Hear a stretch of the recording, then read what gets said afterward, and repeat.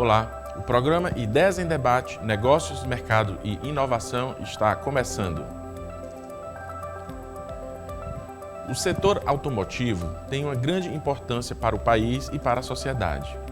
A Anfavea, associação que representa os fabricantes de veículos, informou em seu anuário 2022, com dados gerais sobre o comportamento da indústria automobilística brasileira, que o segmento reúne 27 fabricantes de autoveículos e máquinas agrícolas e rodoviárias e inclui 486 empresas associadas ao Sindipeças.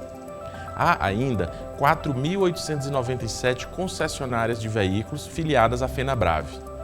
O setor reúne 57 unidades industriais em 9 estados brasileiros e 39 municípios, que conferem uma capacidade instalada para a produção de 4,5 milhões de autoveículos.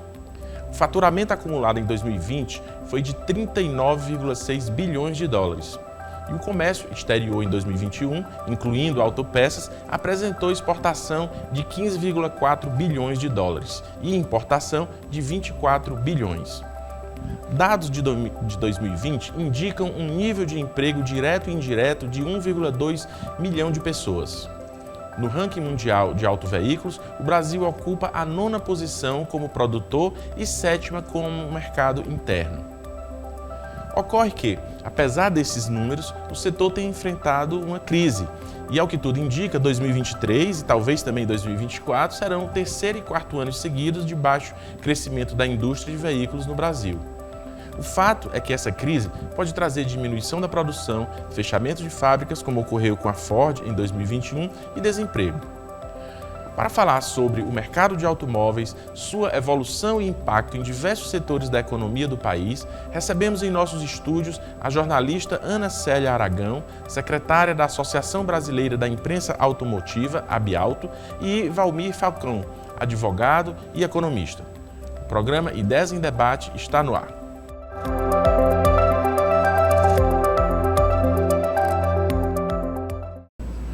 No programa de hoje, recebemos em nossos estúdios a jornalista Ana Célia Aragão, secretária da Associação Brasileira da Imprensa Automotiva, ABIAUTO, e também o Dr. Valmir Falcão, advogado e economista. E eu queria já dar as boas-vindas, aos nossos convidados e iniciar perguntando sobre a importância e dimensão do setor automotivo atualmente no cenário mundial e nacional, enquanto impulsionadores do comércio, do crescimento econômico, da geração de emprego e entre outros impactos, porque a indústria automotiva realmente ela tem uma grande relevância, como eu falei na abertura, para o país, para a sociedade. Então, que dimensão é essa do setor automotivo na realidade? Sejam bem-vindos. Obrigada.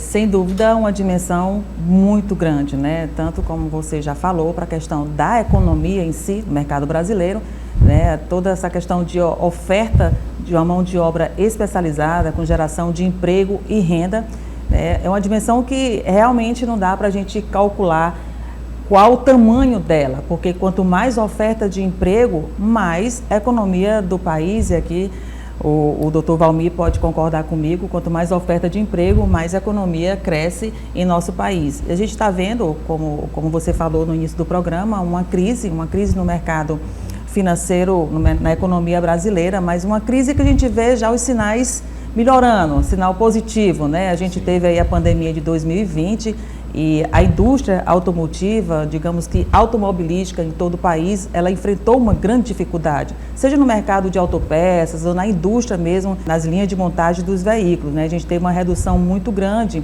com férias coletivas, redução no número de empregos e até mesmo no ano de 2020, quando a pandemia já estava diminuindo mais o seu ritmo, a gente teve aí algumas fábricas fechadas, como por exemplo a Ford, Sim, doutor Valmir, qual é na sua visão, inclusive de advogado e economista, qual é essa dimensão desse mercado automotivo? O mercado automobilístico no Brasil é um dos maiores do segmento, digamos assim, da economia brasileira, o que mais gera empregos e o que mais arrecada. Na realidade, esse mercado automobilístico vinha num ritmo crescente, até por conta digamos assim, das exportações de produtos, veículos fabricados aqui, no Brasil. Ocorre que com a pandemia houve um decréscimo da produção, fechamento de fábricas e uma dificuldade no suprimento de determinadas autopeças. porque fez com que o mercado tivesse uma recaída e o preço, por exemplo, de produtos, de veículos usados, tivesse um aumento em torno de 25% a 30%, por conta justamente da não oferta dos veículos novos. Então, o mercado automobilístico é um mercado que tem um aquecimento muito grande na nossa economia e, aos poucos, vem reagindo. No meio de tudo isso, surgiu aí a reforma tributária. A reforma tributária veio mexer significativamente no mercado automobilístico no que tange a tributação. Até porque nós temos o IPI, que é um imposto indireto, que incide diretamente sobre a venda do veículo. Nós temos o ICMS, além da PIS e COFINS. Ou seja, é uma tributação que vai mexer com o mercado automobilístico e a gente não sabe se essa carga tributária em cima do automóvel, ela vai diminuir ou crescer. Isso vai depender mais ou menos do exercício de 2025, que aí, através de uma lei complementar, que você vai ter uma ideia se o automóvel brasileiro ele vai diminuir a sua carga tributária ou não. Eu quero depois retomar essa questão tributária, até porque há uma mudança, né, isso, na forma da cobrança desses tributos, mas quero voltar ainda ao início, né, porque o mercado, como a gente já viu, ele tem uma dimensão da indústria, né? A indústria não é um mercado, não um comércio em si, mas já é toda uma indústria. Ela tem uma dimensão global e é afetado, que vocês já colocaram aqui, por questões como alta taxa de juros externos, guerras, a pandemia da Covid-19, tudo isso acaba influenciando desde a produção até a venda. Não é isso? Então, como esses fenômenos afetam o mercado do ponto de vista econômico, mas também a própria sociedade que passa a repensar sua relação com o consumo. Como é que foi o comportamento, ou como está sendo o comportamento, Célia, do consumidor em face de todos esses problemas que têm acontecido? Campelo, se a gente analisar o ano de 2020, quando começou a pandemia, e os 2 anos seguintes, que é o ano de 2021 e 2022, a indústria automotiva ela teve realmente uma queda muito grande nas vendas. As pessoas passaram a valorizar mais o carro usado, né? E por conta disso o valor aumentou do carro usado, porque as pessoas ficavam mais em casa, então não utilizavam tanto o veículo. Por conta disso, as vendas, né, dos carros novos caiu muito, as vendas caíram bastante mesmo. Então eles tiveram assim um número de carros no estoque bem elevado. E aí as montadoras resolveram dar férias coletivas para os seus trabalhadores, e aonde veio a questão do fechamento de algumas fábricas. A Ford, por exemplo, ela fechou 5 fábricas. A Ford Camaçari, no Nordeste, eram milhares de empregos que as pessoas perderam, como também em São Paulo fechou 2 e em outros estados também. No próprio Ceará, onde ela montava, tinha toda a sua linha de montagem do Jeep. E a gente vê que a retomada desse mercado, ela está sendo de forma, digamos, lenta, mas ela já teve a retomada. A gente teve em 2022 aí uma redução no número de carros em torno de 32%, né, na linha de montagem que eles fabricavam anualmente. Já a gente, com esse incentivo que o governo está dando, por exemplo, os estados que comercializam carros elétricos, eles podem dar exceção do IPVA.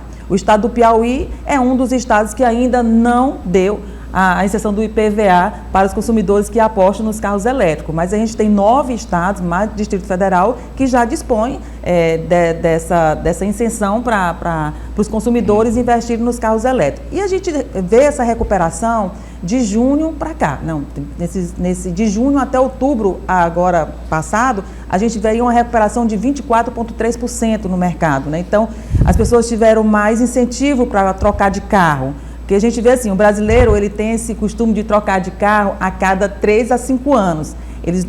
Claro que tem aqueles que trocam anualmente, né? Mas de praxe mesmo é de 3... em média, né? De 3 a 5 anos você está trocando de carro, que a vida útil do carro é 5 anos. Até os elétricos também, os especialistas falam, são 5 anos para a bateria ficar belezinha, então aí já tem a vida útil, mas pode ainda prolongar esse período de tempo, né?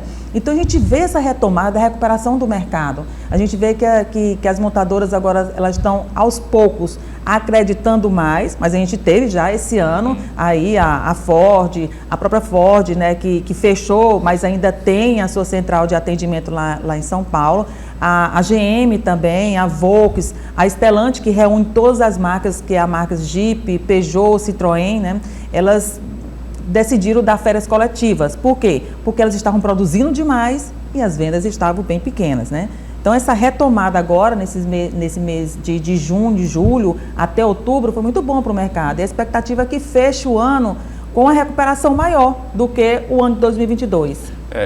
Eu tinha feito uma pesquisa e visto que o Brasil, a capacidade de produção do Brasil de 4,5 milhões de veículos por ano, mas só tinha uma demanda de 2,5 milhões de veículos. Então, estavam aí 2 milhões de veículos, quase 50% sobrando no mercado. E aí esses incentivos, como você colocou, são importantes. E falando sobre esses incentivos, doutor Valmir, no início de junho passado, o governo federal lançou a MP 1175 e concedeu descontos para a compra de carros, ônibus e caminhões novos. Quais foram, não sei se ainda há uma mensuração sobre isso, os impactos de medidas como essa na economia do país e como isso afeta a indústria automobilística e até mesmo a preservação e a geração de emprego pelas concessionárias? Na realidade, do ponto de vista do consumidor, né, o mercado automobilístico, ou seja, o automóvel brasileiro, ele tem uma carga tributária muito alta. Aliado à questão da taxa de juros. Nossa taxa de juros é muito alta no que se tange a questão do financiamento do automóvel. Além disso, o IPVA, com a sua tributação, também é muito alto. Aliado a isso, nós temos também o alto preço dos combustíveis. Então, tudo isso dificulta, do ponto de vista do consumidor, a aquisição do automóvel. Então, o que se deve pensar, do ponto de vista, já que o IPI ele tem uma função essencial, né, dada a sua essencialidade e ação não cumulatividade, ele tem um essencial onde o governo pode fazer a redução do IPI de forma temporária no sentido de incentivar, digamos assim, a aquisição de mais veículos além da demanda normal. Então, o IPI ele tem essa função de normatizar, no caso do mercado. E o que o governo precisa baixar, na realidade, é uma taxa diferenciada para a aquisição de automóveis, que isso sim facilita sobremaneira a aquisição do automóvel. Porque você adquirindo automóveis, você melhora a arrecadação, melhorando a arrecadação, você tem condições de dar um automóvel menos poluente do ponto de vista da sustentabilidade, e aí sim você tem uma condição de regular o mercado automobilístico no Brasil.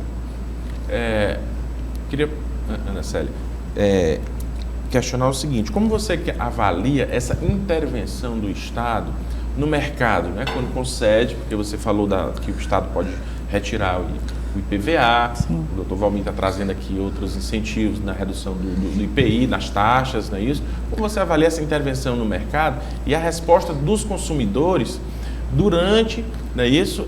E após esses descontos? É possível avaliar um aumento das vendas com os descontos e, por sua vez, um recuo após sem esse desconto, por exemplo? Olha, até interessante você fazer essa pergunta. Eu recebo muitas indagações de consumidores, né, principalmente as mulheres, quando vão comprar um carro, elas me procuram para saber minha opinião, né? E elas falam assim: é verdade que tem o desconto? Ou o desconto só é maquiagem para a gente chegar e comprar?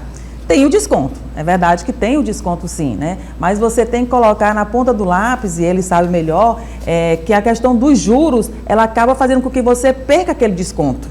Ela pega aquele desconto e o valor aumenta. Então, assim, quando o governo dá esse incentivo para você ir até a concessionária e adquirir o seu carro novo, claro que ele é um incentivo para que você vá até a concessionária. E cabe aos concessionários fazer com que o consumidor possa sair de lá agradado, né? De uma certa forma, conseguir conquistar ele para a venda. Então, eu aposto nessa questão do incentivo do governo, né? Quando você reduz as taxas ou você tira um determinado tributo que vai ser cobrado, no caso o IPVA é muito alto, o IPVA é cobrado pelo ano do veículo, pelo modelo do veículo, né?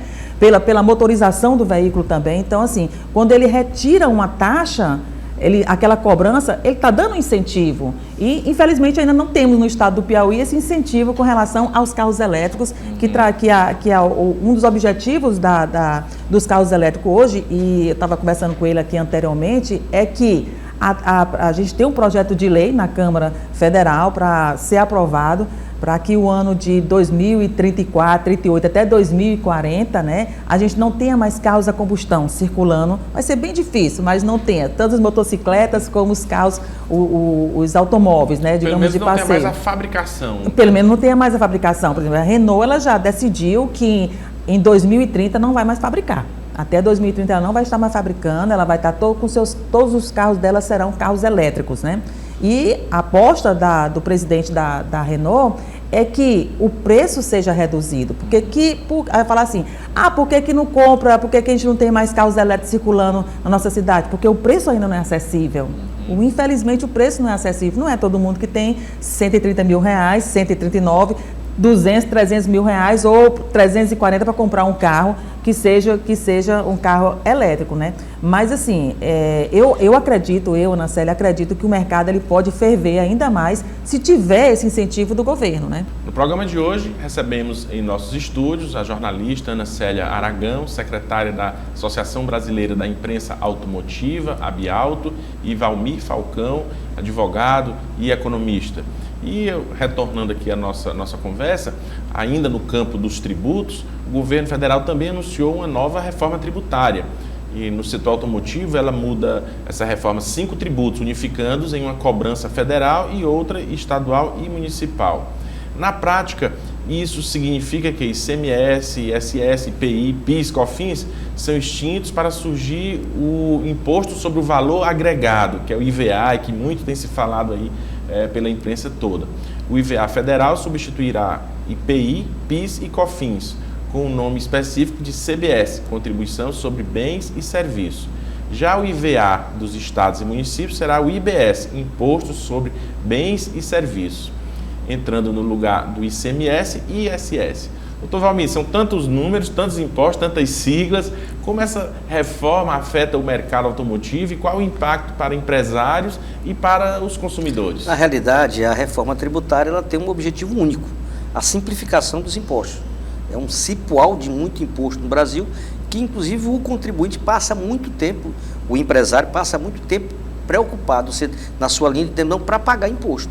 E essa reforma tributária ela vem mexer significativamente no mercado automobilístico. Até porque, com essa unificação de impostos, tem que haver uma lei complementar, porque a nossa alíquota de IPI ela vai de 5,8% a 13,5% e de ICMS 12%, além da tributação sobre o IPVA.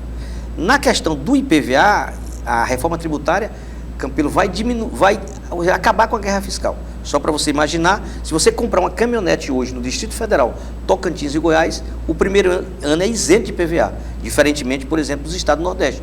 Isso faz com que muitos consumidores vão, nesses estados, buscar, digamos assim, ou seja, sair da tributação do IPVA, que é considerado... Preferem ir no mercado. Ir no mercado e comprar. comprar. No que tange a questão da tributação, o que vai acontecer? Com essa lei complementar, a guerra fiscal vai acabar e aí sim você vai dar melhor competitividade aos estados de buscar vender mais automóveis. No caso específico do Piauí, ou seja, o governo estadual tem que se preocupar com relação a uma tributação nos carros, digamos assim, os carros elétricos, né? Porque não há uma tributação nesse sentido, e também na aquisição e facilitação do próprio IPVA, porque as concessionárias têm uma certa dificuldade de desovar seus estoques por conta dessa autotributação. A gente já tem falado muito a respeito dos carros elétricos, né? É isso? E para além desses tributos, como é que os governos eles poderiam também, eles podem apoiar uma transição para da indústria automobilística mais sustentável, né? Isso, e eficiente em termos de recursos? Além disso, de que maneira as políticas públicas influenciam as estratégias de negócio das empresas do setor? Na realidade, o que o governo federal e os governos estaduais têm que facilitar como a reforma tributária vem, simplificar os tributos, simplificar a questão e tentar diminuir a nossa carga tributária, porque até então não se sabe se a carga tributária será diminuída com a reforma tributária. Ou seja, ela vai ter uma diminuição do ponto de vista, por exemplo, de produtos da cesta básica, carros, por exemplo, já está, inclusive, que foi aprovado na Câmara, já há um indicativo de redução de tributos em cima de carros elétricos e híbridos, ou seja, para penalizar os carros que são poluentes, né?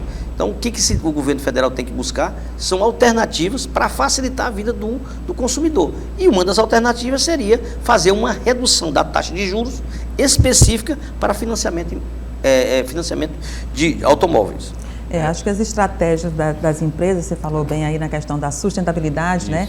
Hoje a gente vê que não só as grandes empresas, mas eu acho que o cenário é bem maior. As pessoas estão mais preocupadas com a questão do meio ambiente, da preservação ambiental. Sim. E os carros elétricos, eles vêm, de certa forma, claro que existem as críticas aí, que falam que os carros elétricos, eles não deixam de ser poluentes, né? Já tem algumas pessoas que estão estudando essa área, mas, assim, até então, o que a gente sabe é que eles realmente reduzem a emissão de poluentes, né? E acho que essa questão da conscientização que as empresas estão tendo, elas fazem com que as pessoas também absorvam essa conscientização, porque você vai trabalhar a questão da educação ambiental. Quando você trabalha a educação ambiental, você trabalha nos primeiros anos, né, da escola, os anos iniciais, digamos. E as crianças, elas são as nossas maiores multiplicadoras dessa comunicação que é a preservação ambiental, a educação ambiental.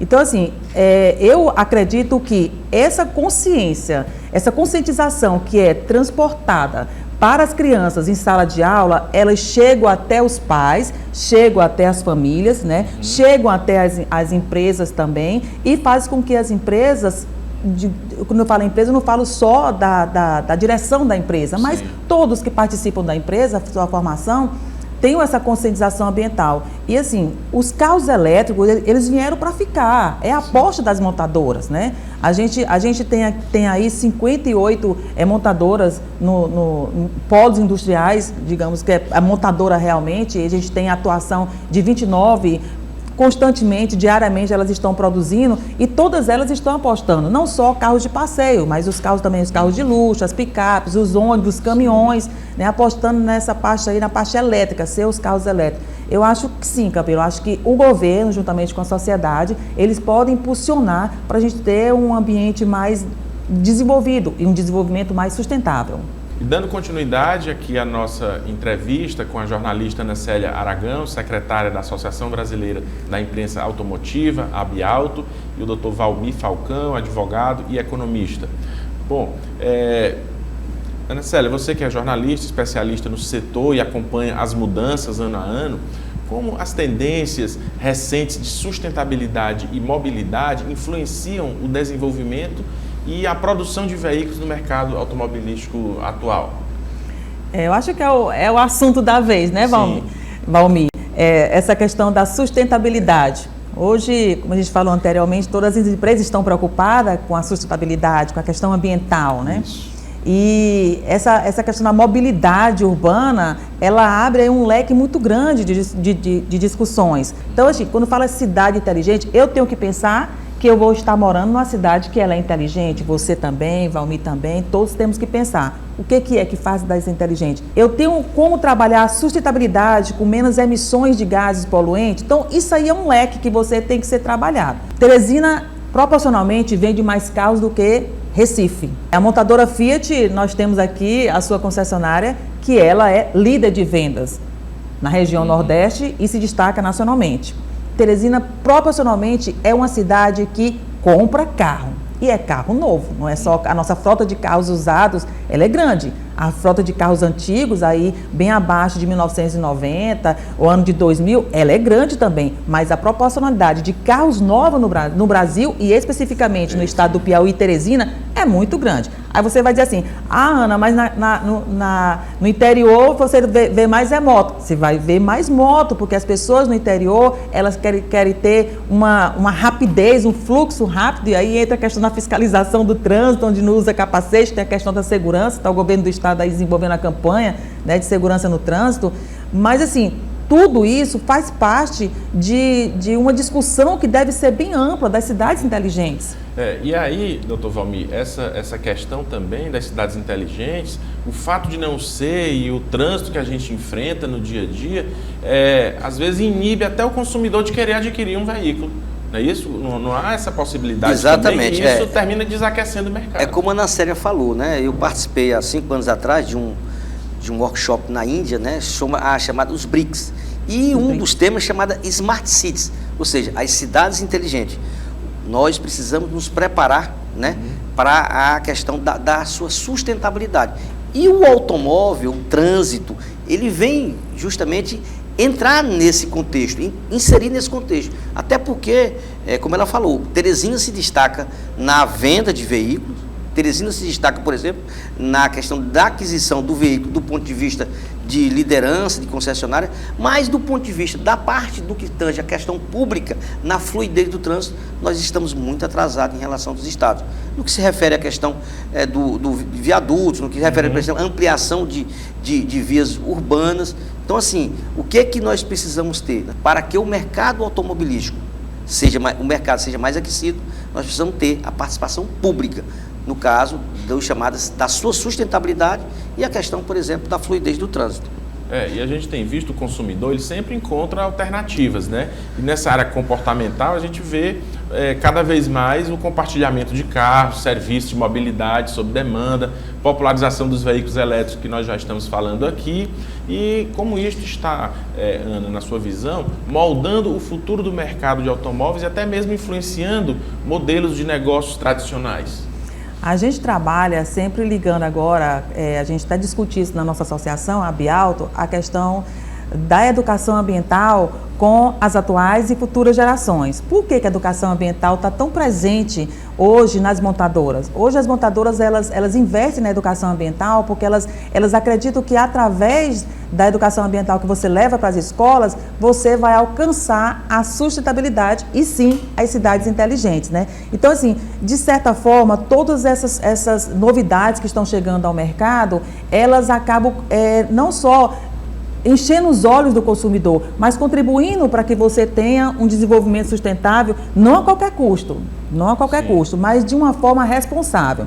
E aí eu pego aqui a fala do Valmir, quando ele fala na questão da gestão.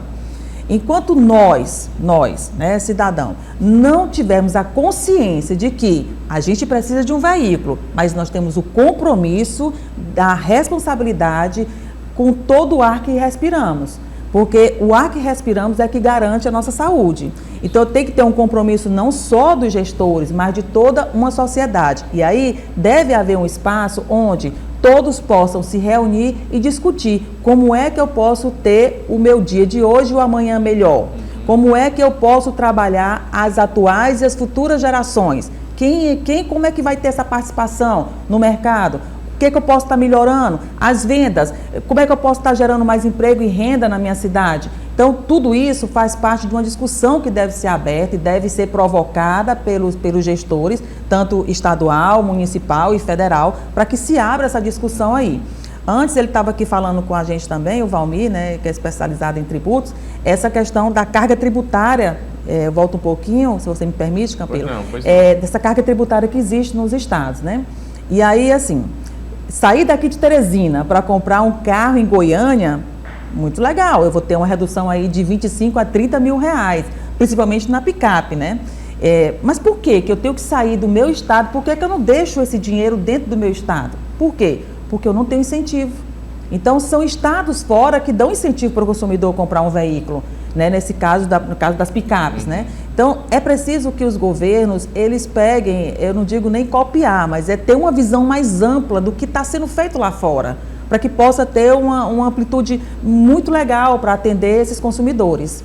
É isso? Se outros estados estão estão tendo isso como alternativa, dando esses incentivos, é porque algum benefício eles recebem, não é? Tanto é que estão atraindo consumidores de outros estados. Talvez a necessidade do nosso estado averiguar qual o montante desses recursos que estão saindo do estado e indo para outros estados, porque esse recurso deixando de circular aqui é a economia como um todo que resta afetada.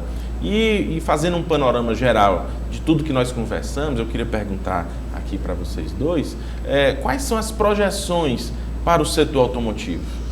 Na realidade, eu vejo o setor automotivo, como aqui já falei, um setor muito importante para a economia, do que tange a geração de empregos, no que tange a questão da arrecadação de impostos e também no que tange a própria sustentabilidade do setor.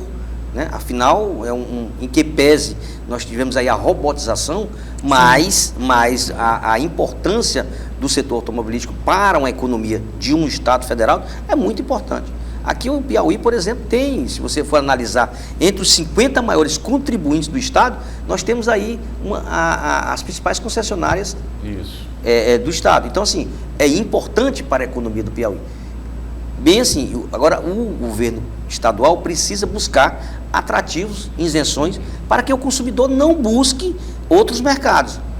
Por exemplo, a isenção do IPVA, isso no primeiro ano, isso é fundamental. Como também, Campelo, comportamento. O IPVA é um imposto compartilhado com os municípios. Sim. E muitos municípios podem ter uma política de atração, principalmente para você, digamos assim, você licenciar o seu carro no município. Sim. Você poderia ter uma redução do IPTU, que é um imposto municipal, você poderia ter prêmios, que você tem municípios, por exemplo, que faz a atratividade de você licenciar o veículo na sua cidade e você ganha prêmios.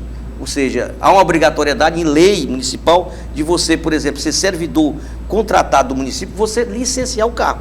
E isso é importante porque você busca atrair e fixar o consumidor para aquele município e no que tange para o Estado. Então é fundamental que o Estado busque alternativas no sentido de melhorar o comportamento do consumidor com a redução da tributação e também dando a questão do incentivo, né, para que aquele consumidor não busque outro Estado. Eu não sei, a sua associação com certeza avalia todo esse mercado. Quais são as projeções desse mercado ou da indústria automobilística, não é isso, no futuro? A gente sempre pensa muito positivo, né? Quando a gente vê uma redução de 5 mil, 6 mil, 7 mil empregos, no caso de uma fábrica da Ford, isso aí dói muito. Quem sabe que todos são pais de famílias, mães de famílias, né? E a gente tem essa perspectiva de que cresça realmente o mercado brasileiro, na parte da indústria automotiva, possa crescer. E a gente está vendo esses sinais a partir de agora, como eu lhe falei, no mês de junho, julho, a gente viu que teve uma recuperação bem legal. A gente costuma também falar nas nossas reuniões que o gestor público, ele é um vendedor. Ele é um vendedor. Sim. Por quê? Porque ele tem que vender sua gestão. E como é que ele vende sua gestão? Captando os seus clientes, né? E como é que ele pode captar seus clientes? Ofertando aquilo que possa fazer com que ele possa ficar fidelizado. Então, o gestor público, ele tem que fidelizar seus consumidores, né? A gente entra numa concessionária aqui em Teresina, eu vou pegar o exemplo de Teresina, a gente é bem recebido. Tem um café para lhe dar, tem N carros e cores para você escolher, motorização 1.0, 1.6, a gente tem 2.0, você quer um carro turbo, o que é que você quer? Um carro super esportivo, um carro de luxo, a gente tem várias opções que chegam junto à concessionária. Mas o concessionário, ele precisa daquele incentivo para estar incentivando também seus clientes a comprar carro. Hoje, se você me permite falar em números, né, a gente tem 50% das vendas hoje no Brasil de carros, quem alcança é as mulheres. Os outros 50% também as mulheres. Por quê? Você com certeza vai comprar um carro, tem a sua filha que é mulher, papai, esse carro aqui é bom porque ele tem um bagageiro maior. Papai, aqui tem um porta-trecozinho. Sua mulher também vai dizer, eu prefiro aquela picape ali, porque tem um bagageiro, vai pro sítio, dá para carregar tudo. Vamos pro litoral, pega um SUV aí que dá para colocar toda a bagagem dentro e a gente vai bem confortável. Então assim, a gente hoje tem no mercado brasileiro concessionárias que tem especialistas só para atender as mulheres. Porque as mulheres, elas olham o tecido do banco do carro, elas olham a direção, se o câmbio é legal, e elas aí estão bem inteiradas, porque elas vão querer saber também se a motorização do carro atende às expectativas, se o carro não tem um barulho interno muito... Então, assim, as montadoras, quando elas ofertam um veículo no mercado, elas fazem clínicas, e essas clínicas são para... Elas vão ouvir uma determinada quantidade de pessoas, e eu lhe digo que a maioria é formada por mulheres, né, para saber que carro o consumidor quer. Então, da mesma forma que as montadoras, os concessionários fazem, o governo também tem que fazer. Ele tem que ver o que o consumidor está precisando, o que eu posso ofertar para que eu possa aumentar a minha arrecadação. A gente vê só os governos reclamando que a arrecadação caiu, mas o que você está fazendo para a sua arrecadação aumentar? Então, tem tudo isso. Então, a gente aposta realmente que o mercado possa melhorar, apostando aí nesses novos governos para que eles possam, assim, ferver o mercado cada vez mais. Doutor Valmir, uma última pergunta, porque veio de um telespectador. Ele disse que tem R$150 mil e está na dúvida se compra um carro novo, 0 km, ou se deve comprar um carro usado. O que compensa mais nesse momento atual? Na realidade, eu sempre tenho dito que o melhor carro é o carro novo. Se você puder fazer um esforço para comprar um carro novo, faça. Até porque você tem como discutir, por exemplo, a questão das taxas de juros, porque a concessionária tem digamos assim, aquela margem de negociação. Então, assim, eu advogo que você compre um carro novo e procure vender o seu carro usado de forma mais valorizada e faça uma prestação que caiba no seu orçamento, principalmente do carro novo. Outra coisa, nós temos uma gama de produtos de carros novos. Então, isso facilita, porque você tem aí tantas opções de marca que você pode, às vezes, comprar um carro adequado ao seu comportamento e à sua satisfação e que não seja muito caro que extrapole essa questão do seu orçamento. Então, eu advogo a possibilidade de você sempre comprar um carro novo. Bom, muito bem, o programa Ideias em Debate de hoje está chegando ao fim, mas antes de passarmos a palavra aqui para os nossos entrevistados, para fazerem as suas considerações finais, você confere uma agenda com os principais eventos do segmento empresarial no Piauí.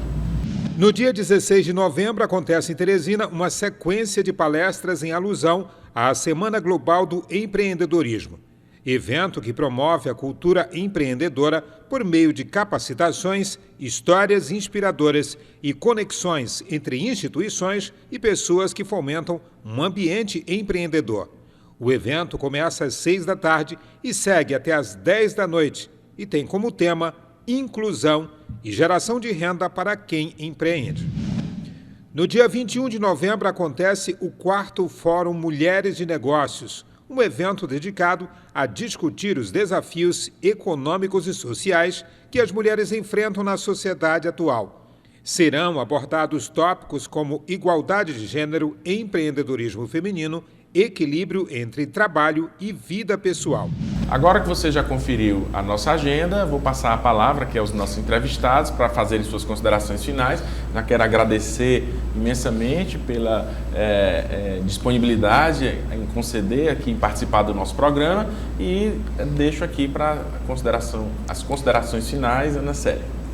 Bom, eu quero agradecer você pelo convite, dizer que sempre estarei à disposição e dar uma dica.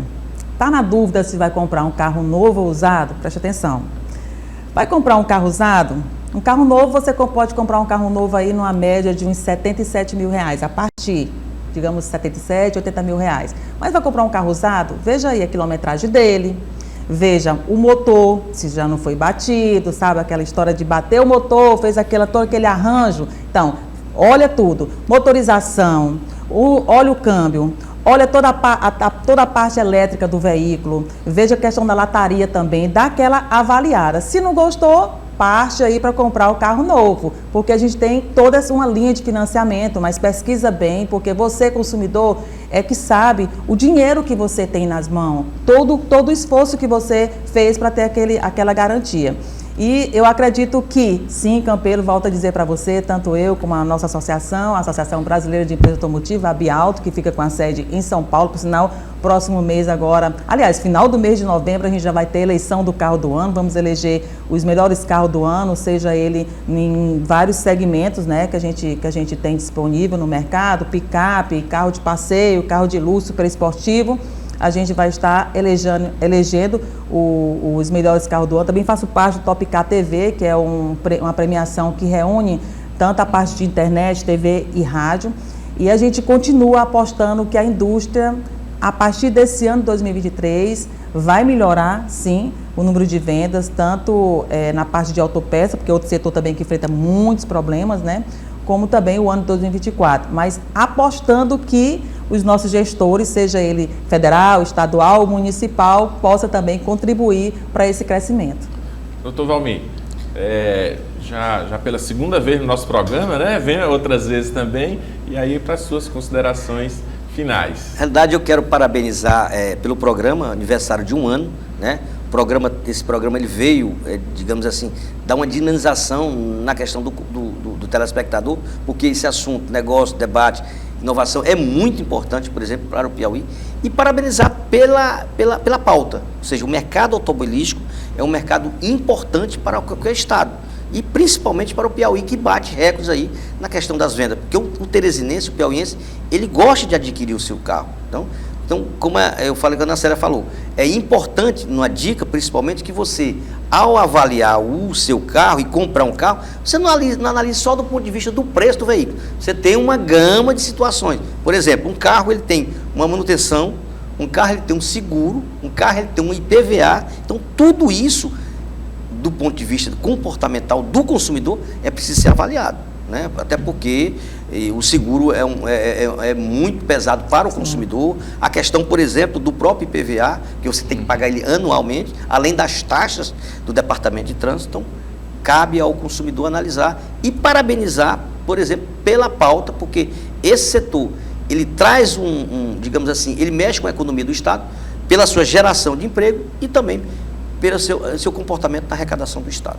Bom, muito obrigado aos nossos convidados, né? Agradecemos também a sua audiência em casa e convidamos você a participar também da nossa produção através das redes sociais, @Sistema O Dia e do WhatsApp 869-9911-2111.